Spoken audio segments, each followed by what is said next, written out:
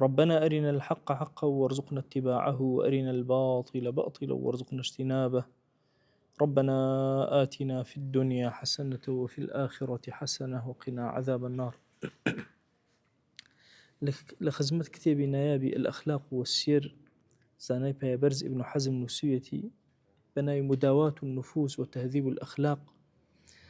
كيشك لكتابة كان تزكية وتربية لمستواك زور برزة ابن القيم نسويتي لم فصليا باسي مداواة أدواء الأخلاق الفاسدة باسي أو أخلاق فاسدة أنا أكاك لإنسان وجودي أن هي وشون ابن حزم يد باسي شون علاج بكري شون دواء بكري يكمن نخوشي لنخوشي كان كباسي كردو بريتي عجب صفتي كي زور خرابة لإنسانا أويك خوي بو خوي لناخي خويا بي ويشتيكي زور قوري عجب دروس أكا عجب العجائب وهاتوا يعني خوي بو خوي شتي خوي بي السير وسمرية درساني بيشو بريكمان لباس كرد لو إنسان شون توشي عجب أبي كومال شتي إنسان وهالي أكا توشي عجبك مثلا بعلمك توشي عجب أبي عند جارك موهبة أكا خوي بي عطا كردو جاري بعقلي توشي عجب أبي شتيك لو شتاني كإنسان توشي عجب أكا بريتي لشي شجاعة آزايتي. طبعا شجاعة آزايتي صفتك زور زور شاكل إنسان في غمري خاص الله عليه وسلم لدعاء كان فرمي اللهم إني أعوذ بك من الجبن فأنا أقرم بتولى الترسنوكي مسلمان قد ترسنوكني شجيعة زور آزايا يما دو صفة من هي دائما طبعا فلسفي إسلامي لصفات كان لنيوان دائما زيادة الروي كم ترخمية اشتيك ما نبناوي تهور هاي إنسان زيادة الروي أكا لا حدودي خوي تجاوز كابته حلبكارو دائما وخما بيوان سوري بلشكر يعني أو حكي تيابا حجنا بهرزو أفوتي أو من هي لقلت شيها لقلت جبن وترسنوكي شجع عدل نيوان أم دوانا نكسك تهوري هي بتسوري بلشكر نترسنوكي دائما أخير كذبه لكيا بيسي بالشجاعة وآزاتي ودركه لكيا شابيسي بالصبر وحلم وحكمة بو حلم وحكمتك بكارهن. أما صفتي تعريفي شجاعتك الراغبي أصفهاني لكتابة كان يخوي لهم لمفردات ولا بيترشاء إشارة بها كردو ذكرك ولا ذريعك ليرى ابن حزم أفرمتي جاري وهي إنسان توشي عجب أبي بهو شجاعته بهو آزايته سري لخوي صرة مني أفرمي وإذا أعجبت بشجاعتك أجر سرت سرما لشي لويك بشجاعتي خود فتفكر في من هو أشجع منك شون علاجي أكي أفرمي دائما سيري كسيك كلتو آزاتره لتو شجعتره ثم انظر في تلك النجة التي منحك الله تعالى فيما صرفتها. طبعا مسألة شجاعات بهانا وشونه إنسان بو نفسي خوي بو مالي خوي بو إسلام وبو دينداري أم بيوتر شجاعت على سيري أم من حياك كخوا بي عطاكرو لشي أسر فكردو أقل لخرابة كاريا أسر فكردو شجاعك أفرمي فأنت أحمق تو كسيكي أحمق يجي استفادة نية بو نفسي خوت السرف كردو لشتيكا كثماني تونية أما هيزي تونية أما أبوها لما صرفت نكردها وإن كنت صرفتها في طاعة أفسدتها بعجبك كرخو أجرهاتو أعمد لطاعها سرف كردبي لطاعتك أنت مثلا هاتبي لتشاكيا كردبتي بلام عجبت توجبو بي أفرمي أم عجبة سبحان الله كلتو توجبو وحالتك بو دروز ولا عجبك ما دام طاعتك عجبي تيكوتو باش شجاعتي يعني شجاعة لتشاكا كبكار بيني لقل عجبه سر لخو صرماني لوان أفرمي أقال لي بي أو عبادتك فاسدك هيج إسفادين يبوتو إن جاء أفرمي السير أو شجاعتك خوا بيداوي سيري خوتك للشيخ وخو بيرياتي وليه خو شجاعة نامن إنسان لقنجيها زور شجاعة بويش إسلام كاتك هات أواني شوين كوتكاني هموي قنجي شاك شجاعة لوانايا كإنسان ولو بيري بتوشي هرم أبيت روي نامن أو حالتي شجاعتي نامن ممكن خلق هان بدا بلام خوي هيتشي بياناكري بوي أفرمي سيرك عجبت قد نبي مهما كان شجع بي الرجل ببيري هموي لدس أدي إنجا أجر هاتو زور عمر الدريج وهاد ليه أبيت تنهاج جمارات زياد كيلو لنا من الله كان لنا مالو منالو عشتي خذته بس رقم هيك زياد كيلو هيك تر هيج إنجازاتك بيا ناكري وكالصبي ضعفا وكو مناڵ لێتەوە ئەوەندە لاوازە بی ئەوەندە ضعیفە بی هیچت پێ ناکرێ لاواز. الله سبحان الله نمبینیوە ابن حزم ئەفەرمێ لە هیچ کەسێکە مەسئلەی عجب وەکو مەسئلەی ئەهلی شەجاعەت. ئەڵێ لەبەر ئەوەی نەزاهەتی نەفسیان هەیە و بۆ دین مەسەلەن ئەکۆشن دائما سبحان الله زۆر تووشی عجب ئەبی لە هەموو کە زیاتر ئەهلی شەجاعەت. بۆی ئەهلی جیهاد دائما تووشی عجب ئەبن. ئەو گەنجانەی کە ئەچنە مەیدانی جیهاد و ئەوانەوە ئیتر پیان وایە بەس خۆیان ئیماندان خەڵکی تر هەمووی لە جەهەنەمە حاڵەتێکیان بۆ دروستە بێ ئەو حاڵەتەوە کارێکی عجب نەخۆشیەکەی بەطبیعەتی حاڵ ئەم حاڵەتە دروست ئەبێ لە ئینسانە. ئێوە ئێستا ئەو نەزەرانە لە پێش چاوتان نییە. ئێمە لە پێش چاومانە زەمانانێکە بوو مەسەن خەڵکی موسڵمان لە کورسانە چەکدار بوو هەر کەسێک لەو چەکداران ئەبینی بە تاقی تەنها حیسابی بۆ سەر زەوی نەک. وەکو مام سعیدی نورسی ئەفەرمێ ئەهلی حەق بۆ تەفرەقەیان تێئەکەوێ ئەڵێ هەر یەکێکیان ئەوەندە شەجیعە پێی وایە بە تاقی تەنها توانە سەر زەوی ڕزگارکە وێ بە تا هەمویان بە تاقی تەنها کارەکەن تووشی اختلافە بن. ئەڵێ کافر ئەزانێ لاوازە بۆی هەمویان ئەوە یەکەگر دائیمە ئەهلی کوفر یەکن ئەهلی ئیسلامیش ئەوە هەرتەوازە ئەبن. تا ماوەردی ڕەحمەتی خوای لێبێ لە زەمەنی خۆیە ئەزانن سێ خەلیفەی بینیوە کە هاتوون و ڕۆشتون قازی القوزات بۆ لای سێ خەلیف وێ فەرمێ ئومەتی سیان بوو بە دوێلاتی سەغیر دەوڵەتی بچووک بچووک هەمویان لەگەڵێکە چۆن بەران ئەکوتن بەیەکە ئەڵێ ئەویان کوتا بەیەکە هەمووشی بۆی چی کامیان خزمەتی گەورەی ئیسلام کە. بۆیە بابەتی شەجاعەت بابەتێکە زۆر مهمە لە ئینسانە بەڵام نابێت تووشی عجبت کە نابێ ئەوەندەی کە تۆ مەسەن کەسێکی ئازای ئەمەن بەکێ ئەوترێ شەجیع ئەو کەسێک کە نەژدە بەدەم خەڵکەوە ئەڕۆوانە بیرکەنەوە ینی ئیبن عەباس رضی الله تعالی عنه لەناو مەککایە و لە مستەضعەفەکان یەک سەحابە ڕۆژان پێوتە ئیبن عەباس تۆ لە ترسنۆکەکان وەختی خۆی هیجرەتێ نەکرد کەس وای پێ ناڵێت. ئوم الفەضل ئەزان لە دوای خەدیجە لە ژنەکانە کام ژن ئیمان هێنێ ئوم الفەضل کە دایکی ئەکاتە کێ دایکی ئیبن عەباس بە حەیاتی کەسێ پێوتە ئوم الفەضل ئەی تۆ بۆ هیجرەتێ نەکرد بێغیرەت کەزاوای پێ نەوتە بەڵکو ئوم الفەضل یەکێکە لەو ئافرەتانەی بەخۆی و خوشکەکانی هەر هەمویان لە گەورەترین پلەی ئیمان و دینداریە بەڵکو ڕموزێکی زۆر گەورن ئەفەرمون حتا لە دوای دایکمان خەدیجە لە هێزی دینداریە ئوم الفەضل دێت ئەوەندە گەورە لە مستەضعەفەکانش لەناو مەککەیە. بۆیە نابێ ئێمە شەجاعەتەکەمان تووشی عجبمان کە چۆن عیلممان تووشی عجبمان ناکە و پێمان وابێ ئەمە زۆر عالمین و یا عەقڵمان پێمان بێ زۆر عاقڵین و بە هەمان چەشن نابێ بە هیچ چەشنێک ئازایەتی و جورئەت لەناو ئێمە ببێتە مایە ئەوەی کە تووشی عجبمان کە. ئەگەر هاتوو ئەم حاڵەتت بۆ دروست بوو لە عجب لە ناخی خۆتە چکە من نەخۆشیێکە کەس پێی نازانێ خۆت پێیەزانی ئەم هەندێک تەبەن تەسەڕوفاتەکەی دەرەکەوێ تەسەڕوفاتی عجب زۆرینەی تەکەبورە ئەزان عجب خۆی بۆ خۆی دەرناکێ کە دەرکەوت تەعەجوبە ئەبێتە تەکەبور باشە ئینسانەکە لوتی بەرزەبێ. بەڵام لە عجبە ئەگەر ئەم حاڵەتت هەبوو بزانە بە چی عیلاجەکرێ یەک سیر کە عجبەکەت لە خراپە بەکارهێنی ئای واوەیلا بۆت. ابن حزم فەرمووە کەسە ئەحمەقە لە چاکا بەکاریهێنی چاکەکەت لەگەڵ عجبا تێکەڵ کرد و خوا لە دووەرناگرێ. ئەڵێ دائیمەش سەیری خۆت کە عجب بە شەجاعەت نەکەی ڕۆژە لە ڕۆژان پیرەبی ئەکەوی تەنها ژمارەیەکی لەناو ماڵە حچت تیا بەسەر نی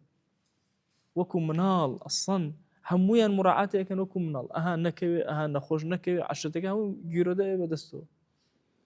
تەبەن ئینسان ئەگەر عمری زۆر زیادی کرد وهای لێت بڕوا ئەکەن خۆشی وەڕەس ئەبێ لە خۆی خۆشی تااقەتی نامێنێ لەناو ئەو عەشرەت و بنە ماڵا و بۆ چکە هەستەکە ئینجازاتی نییە تەنها خواردن و خەوی ئەمێنێت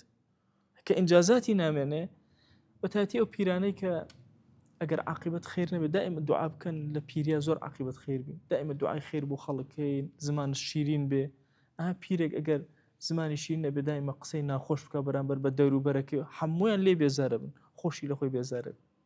بەڵام ئەگەر على الأقل دوعایکی خێری بێ تاعەتێکی بێشتی دەور و بەرەکە هەر چۆنە بێ بەهۆی دوعا خێرەکانەوە بە دەوریەوە خڕەبنەوە و جەمە بن. بۆیە زۆر گرنگە بابەتی عجب ئەگەر هاتوو بەهۆی شەجاعەتەوە بۆمان دروست بوو زوو بیکوژێنەوە نەیهێڵین چکە زۆرینە عجب لەمانەوە دەست پێ ئەکا. ئەفەرمی هەندێک جار عجبت بەخۆی جاه و سوڵتانەوە بۆ دروستە بێ هەموو ئینسانێک بە ئەندازی خۆی جاهی هەیە واتە ناوبانگ و شۆرەتی هەیە ڕەفیق و برادری هەیە هیچ کەسێک نییە لەسەر زەویە بە تاقی تەنها بێ ابن خەلدون فەرمێ الإنسان مدني بالطبع ئینسان هەر بە طبعی خۆی مەدەنیە ناتوانێت بە تەنها بژی لەناو ئەو چواردەورەی خۆیان هەندێک کەس هەیە بەم سەرسامن تۆزە شۆرەتێکی پیا کردو هەموو کەسێک ئەو هەیە من مدەتێ خۆم خوتبەم نەبوو جمعان ئەچووم ئەگەڕام لەکوێ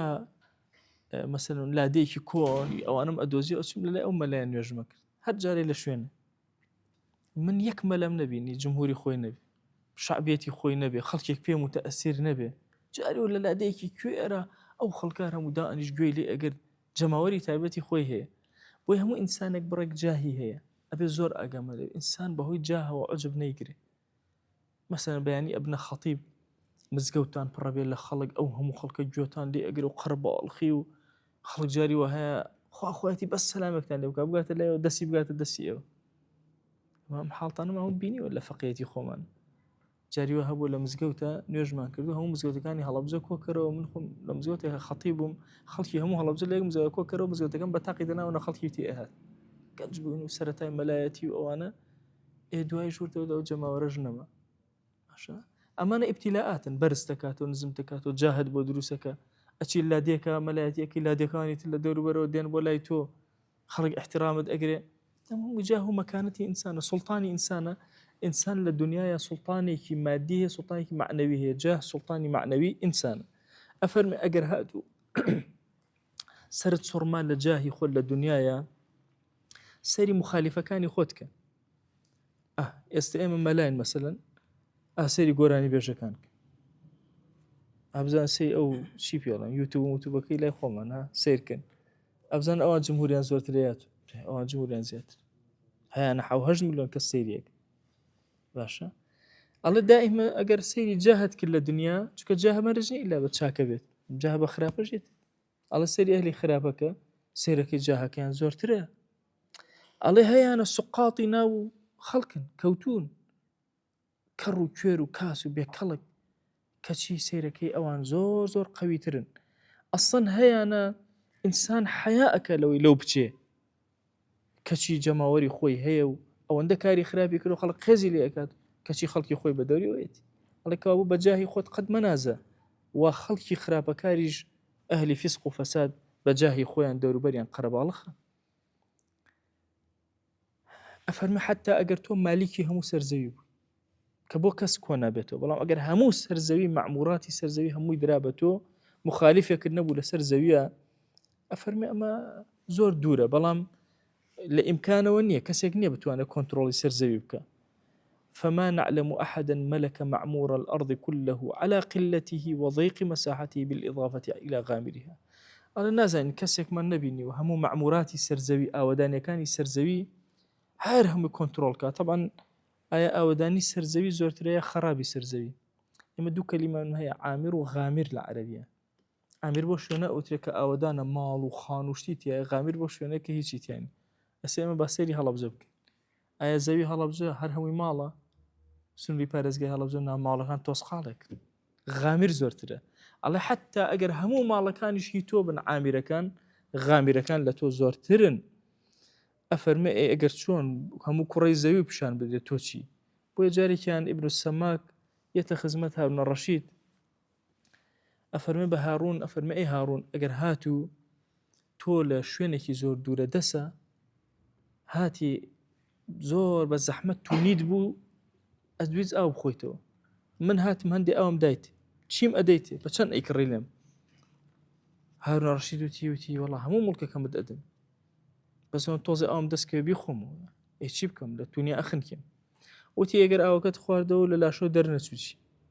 تۆنەوە ڕێوایەتە لە زۆر کەسەوە ڕێوایەت کراوە ئەم ڕێوایەتە ئیبن حەزم ئەیەنە چکە هەندێک فەرمون نیوەی ماڵەکەی ئەدەمێ لەوەی کڕینەکەیە وتی ئەگەر لە تۆ دەرنەچوو ئەم ئاوە چوە ناو سکتەوە دەرنەچوو وتی وەڵا هەموو مڵکەکەم هەم ئەدەم بۆی بەس ئەوە نەجاتم بێ لەو ئەوەی کە چوە لاشەمەوە فەرمووی ئەی پێت وایە خۆت بە شانازی ئەەکەی بە مڵکێکەوە کە بەقەدەر قومێ ئاو و میزێک هەر ئەوەندە بایی ئەوەندە سوودی نییە بۆ تو ئەفەرمێ رحمتي خوا لابن السماك بكزو راسي كردو لقل هارون الرشيد. طبعا هارون الرشيد بينجمين خليفي عباسية كان، هەچ خەلیفەیەکتان بینی تەعنی زۆر لێدراوە ئینسانی زۆر چاک وتەوەتی لانی شیعەوە. جارێ بۆم باس کردوون لە باسی ئالوبەیتی پێغەمبەر صلی الله عليه وسلم ئیمام عەلی ڕەزا لە مەشهەد کە ئەچنە مەشهەد ئیمام ڕەزای مەشهەدتان بیستووە ئەوە ڕەمزی ئەهلی سونەتە ڕەبتی بە شیعەوە نییە. شیعە بۆ خۆیان ئەخولێنەوە بە دەوریا حەقی نییە وەسەرەوە. ئەسڵەن ئەو گۆڕەی کە ئێستا ئەسوڕنەوە بە دەوریا لە ڕووی مێژوویە گۆڕی هارون الرەشید. تەواو زۆر ڕخیان لە هارون الرەشیدە خوا وهای کردووە هەربێت تەوافی هارون الرەشید کە نەتا مردن. ئەو شوێنە کە ئێستا مەشهەدە لە ئێران هیچ ڕەبتی بە هینەوە نییە، بە ئیمام عەلی ڕەزاوە نییە، ڕەبتی بە هارون الرەشیدەوە مەشهورە بۆش پێی وتراوە مەشهەد بۆ لەبەرەوەی هەر کەسێک ڕۆشتووە جێگەی شوهود بووە، جێگەی سەرنج بووە، ئەوەندە جوان بووە و هەندێکە فەرموون لەگەڵ هارون الرەشیدا پێکەوە نێژان قبرەکان لە پەنایەکە ئیمام عەلی ڕەضا لە ئەولادی پێغەمبەریان صلی الله عليه وآله وسلم لەگەڵ هارون الرەشیدا. طبعا هارون الرەشید گەورەترین خەلیفەی عەباسیەکان ئەوە، حتا ئەفەرمێ لەسەر زەویە ئەی هەور بۆ کوێ ئەڕۆی ئەبارەی ببارێ، لە دەوڵەتی مسلمانان ئەبارێ هەر هی منی، لە دەوڵەتی کافرە ئەباری باجەکەی هەر وەرەگرن. حەج مەجایەتیانە سەر زەوی حکومەکە، پیاوێکی زۆر عەزیم. ئەم پیاوە عەزیمە ابن السماک پێ ئەفەرمێ قومێ ئاو ئەڵێ هەموو مڵکەکەم ئەدەم. ئەی ئاوەکە لێت دەرچێ ئەڵێ هەموو مڵکەکەم ئەدەم. کەوا تۆ بە چی ئەنازی؟ بە مڵکی خۆتە ئەنازی، بە مەلیکایەتیە ئەنازی، بە مەسئولیەتە ئەنازی، هەر چی بکەیت و بکۆشی. ترامپیش بەقەدە هارون الرەشید دەسەڵاتی نییە لەسەر زەوی، کە ئەمڕۆ مەسەڵەن ئەڵێن ئەو سوورە هەموو سەر زەوی لێ ئەترسێ چیوانە هیچ دەسەڵاتی نییە. ئەدەن تەسەوورەکەن هارون الرەشید لە زەمەنی خۆیە یەک ئەمیری نەسارا نەبووە دابنرێ بە ئەمری هارون الرەشید لە هەموو جیهان، لە هەموو ئەوروپایە. باشە ئەگەر ئەمیرێ دانرابێ ئەبێ ئۆکەیەکی هارون الرەشیدی وەرگرت بێ اینجا توانێتی حکوم بکە یان نەیتوانێت. خۆ ئێستا وازان خەلیفە مەلایەکی قوربەسەرە لە مزگەوتێکە ئەوانە خەلیفەی مسلمانە ئاگاداری هەموو جیهان بوو، لەم پەڕی جیهان بۆ ئەو پەڕی جیهان. بۆیە فەرمێ ئەی هەور لەکوێ ئەبارێ ببارێ تۆ بەشێکی هەر هی منە، پشکێکی ئەوەی کە تۆ ئەیبارێنی هی منە لەسەر زەویە. بۆیە عالەمی ئیسلامی لە ئاسێکی زۆر بەرزا بوو، بەڵام سەیری ئەم تام پیاوێکی زۆر عاقڵ بوو، زۆر خوێنەوار بووە، زۆرێک لە علومەکان لە زمانی ئەوە هەر هەمویان تەرجەمە کران بۆ سەر زمانی عەرەبی، زۆر گرنگی بە علومەکان داوە. سیرکەن چۆن ئەفەرمێ ئەم پیاوە عاقڵە هەموو مڵکەکە قومی ئەو ناهێنێ بیخۆیتەوە، هەموو مڵکەکە قومی ئەو ناهێنێ کە لە تۆ لە لاشەی تۆ بچێتە دەرەوە. ئەفەرمێ دەی بزانە ئەگەر تۆ مەلیکی مسلمانان بی، دەی بزانە چی نعمەت لەژێر دەستایە. گریمان هەموو مەلیکی هەموو مسلمانانی سەر زەوی تۆ هەرچی نعمەت هەیە. ئەفەرمێ سەیری مەلیکی سوودان بکە. طبعا مەلیکی سوودان لە مەبەستی سوودانی ئێستا نییە، یعنی ئەفریقیا. ئەو زەمانە مەسەلەن مەلیکی ئەفریقیا هەبووە، کەسێکی نەخوێنەواری ڕەشی ئەوانە زۆر لەمە ئەڵێ لە تۆ چێش زیاتر وەرەگرت، زۆر لە تۆ شتی لە زیاتر لە بەردەستە، تۆ چی لە بەردەستە؟ هەر چەندێ خۆت بە گەورە بزانی هێشتا هەر بچووکی لە ئاز مەلیکێکی ترە. دەی ئەگەر تۆ ئەڵێ وەڵام من بە حەق بوومەتە مەلیکایەتی وەرگرتووە. ئەفەرمێ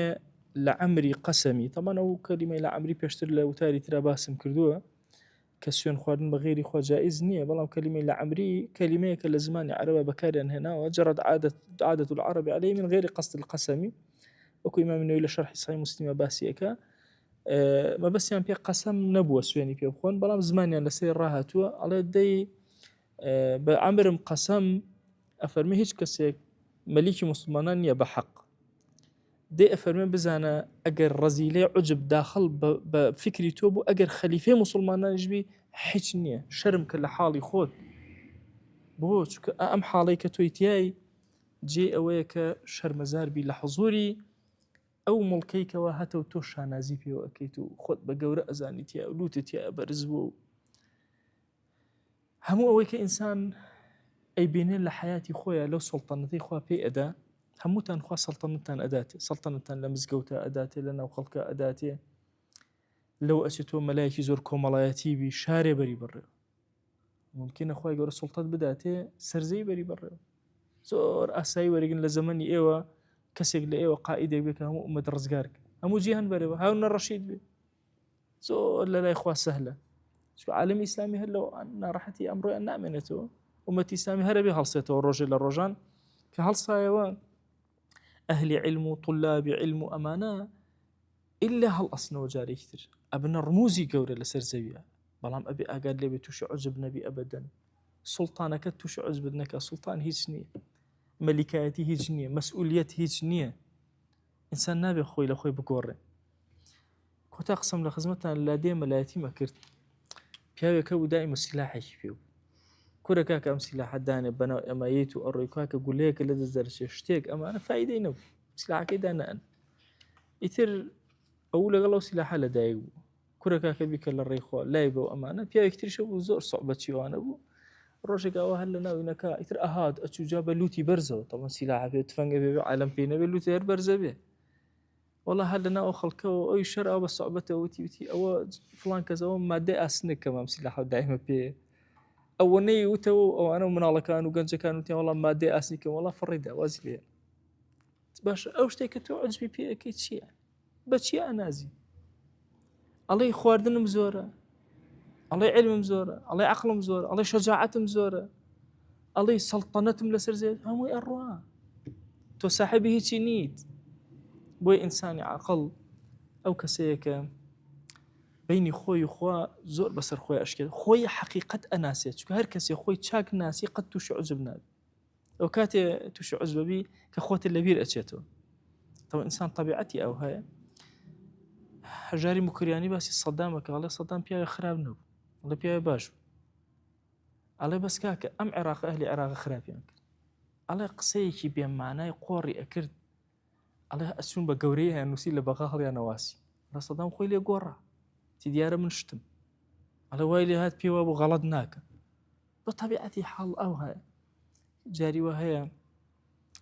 هواي أو سلطنتي كهتا خوت اللي أقوري خوت اللبير أباتو تويتشي ويهندي لو تاركاني إمام عمر سبحان الله وتاري زور عظيم جاري كان خلقي هم مدينة كوكردوتي وكو ابنو شو سر من بر وتي خلقينا من ببير ما لقل دايك ما أشون إيش ما بو خلقك كتا توزي كشك ما بني بيخوينو أو دابزيو أو فقير رتو رجالي دسي خلق بو وتي أي عمر أخوتو حيتش نكر بس خوتش كان وتي نانا توزي ويلي هاتو ويسم ويلي بك باشا نفس معها أخو خري وخوي لي أبو باشد نزم كردو عقلم كرد يا جاري سيدنا معاوية تشريفي هنا بو مجلس إمام عمر هصاب الدرة دار بتشوك كي تيري لدا وتيان أي إمام كرة أو جنجة شاكترين جنجي قومك تتوب لي أدي سياسي ترين كسي أمتي تي والله يخرب بيتيا نابين بس هستم أكر خريك أهو توزي برزبتو نزم كردو باش بوي عجب زور مشكلة لإنسان دائما إنسان بسر خويا بشكيته سيري خويتك تويكي توتشكاري أجر تشويته مزجوتك هميشه أمام بيوتون خد لخلقي مزجوتك باش ترزاني توش عجب ليك كسيشان خو باش ترزاني توش عجب أبي خد لبردم خويا بخراب ترين سيركي من بتشوك ترينم خراب ترينم بيكس ترينم هيش نيم هيش منكر إنجا ورده بلكاني خوانا سيدس بيك دوما لذاتي باش بردقار رحمته بزي خوي بسر من أبارين أخويا روجو كان من لي قبولك طاعته كان من لي ورقر سر برز من كل الدنيا لآخرة أخويا لأن خوشي كان رزقار من كان خوشي كان يدرون من توشي عجب من مك يا رب العالمين يا ربي خويا سلطانك من مدرك توشي عجب منك شجاعتك من مدري توشي عجب منك أخويا همو نعمتانك بيمن أدي لبيناويتو يا سرفيكين آمين والحمد لله رب العالمين وصلى الله على سيدنا محمد وعلى آله وصحبه وسلم تسليما كثيرا أبدا إلى يوم الدين.